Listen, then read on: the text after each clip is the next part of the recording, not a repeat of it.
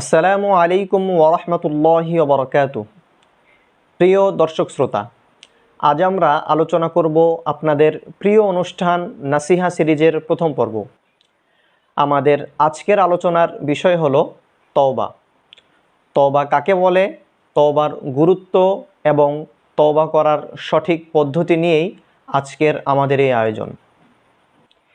প্রিয় দিনী ভাই ও বোনেরা, জীবনে চলার পথে আমরা অনেক ভুল করে থাকি। অনেক সময় শয়তানের প্ররোচনায় পড়ে বিভিন্ন গুনাহে জড়িয়ে পড়ি। আল্লাহ তাআলাকে ভুলে গিয়ে আল্লাহ তাআলা থেকে যোজন যোজন দূরে অবস্থান করি। তওবা হলো সেই পথ যা আমাদেরকে ভুল থেকে মুক্তি দিয়ে আল্লাহ তাআলার কাছাকাছি যেতে সাহায্য করে। তওবা শব্দের অর্থ হলো ফিরে আসা, প্রত্যাবর্তন করা। ইসলামী পরিভাষায় তওবা বলা হয় আল্লাহ তাআলার কাছে কৃত পাপ কাজের জন্য অনুতপ্ত হয়ে ক্ষমা প্রার্থনা করা এবং ভবিষ্যতে সে কাজ না করার দৃঢ় প্রতিজ্ঞা করা।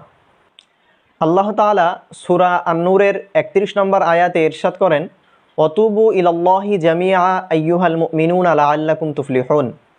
তোমরা আল্লাহ তাআলার কাছে ক্ষমা প্রার্থনা করো এবং তওবা করো যাতে তোমরা সফল কাম হও।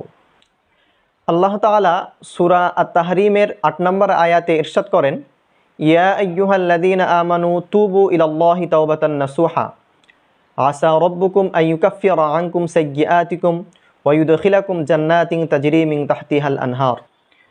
অর্থাৎ, হে ঈমানদারগণ, তোমরা আল্লাহ তাআলার নিকট তওবায়ে নাসুহা তথা খাঁটি তওবা করো। আশা করা যায় আল্লাহ তাআলা তোমাদের পাপসমূহ মোচন করবেন এবং তোমাদের এমন জান্নাতসমূহে প্রবেশ করাবেন যার পাদদেশে নহর প্রবাহিত হতে থাকবে। প্রিয় মুসলিম ভাই আমার, আল্লাহ তাআলা গুনাহ থেকে তওবাকারীকে অত্যন্ত ভালোবাসেন। আল্লাহ তাআলা সূরা বাকারার 222 নম্বর আয়াতে ইরশাদ করেন, ইন্নাল্লাহা ইউহিব্বুত তাওয়াবিন ওয়া ইউহিব্বুল মুতাতাহহিরিন। আল্লাহ তাআলা তওবাকারী এবং পবিত্রতা অর্জনকারীকে পছন্দ করেন, ভালোবাসেন। প্রিয় দিনী ভাই ও বোনেরা, আমাদের জীবনে তওবার গুরুত্ব অপরিসীম। তওবার মাধ্যমেই একজন নাফরমান ও দিনহীন বান্দা আল্লাহ তাআলার প্রিয় পাত্রে পরিণত হতে পারে। সুনানে ইবনে মাজায় 4250 নম্বর হাদিসে রাসূল সাল্লাল্লাহু আলাইহি ওয়াসাল্লাম তওবার গুরুত্ব এবং ফজিলত সম্পর্কে বলেন, আত-তাইবু কামান লা যানবা লাহু। তওবাকারী ব্যক্তি ওই ব্যক্তির মতো যার কোনো গুনাহই নেই। সহিহ মুসলিমে 2702 নম্বর হাদিসে রাসূল সাল্লাল্লাহু আলাইহি ওয়াসাল্লাম ইরশাদ করেন, ইয়া আইয়ুহান নাস তুবু ইলাল্লাহ ওয়াস্তাগফিরুহু ফাইন্নী আতুবু ইলাল্লাহ ফিল ইয়াউম মিআতা মাররা।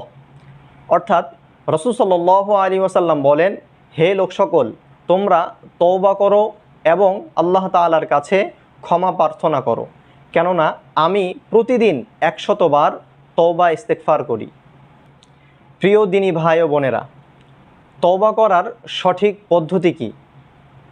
তওবা কবুল হওয়ার জন্য মোটা দাগে কিছু শর্ত আছে।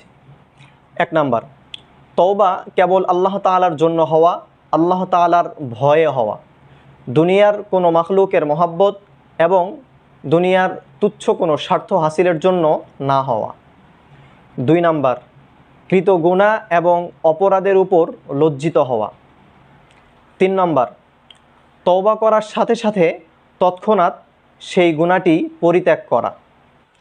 4 নাম্বার, ভবিষ্যতে সে গুনাহ আর কখনোই না করার দৃঢ় সংকল্প করা।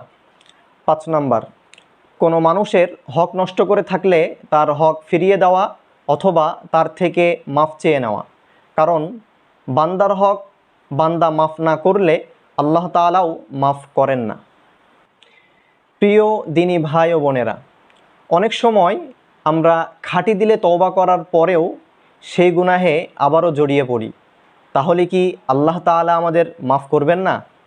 আল্লাহ তাআলা সূরা জুমারের 53 নম্বর আয়াতে ইরশাদ করেন, কুল ইয়া ইবাদিয়াল্লাযীনা আসরাফু আলা আনফুসিহিম লা তাকনাতু মির রাহমাতিল্লাহ ইন্নাল্লাহা ইয়াগফিরুদ দুনুবা জামিআ ইন্নাহু হুয়াল গফুরুর রহিম।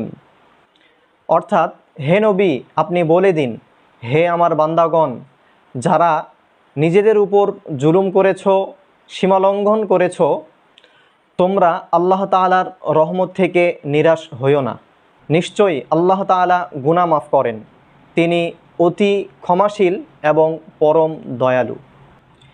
প্রিয় মুসলিম ভাই ও বোনেরা, তাই আসুন আর দেরি না করে আজই নিজেদের গুনাহের কথা স্মরণ করে আল্লাহ তাআলার দরবারে অবনত হই এবং নিজেদের গুনাহ থেকে মাফ চাই।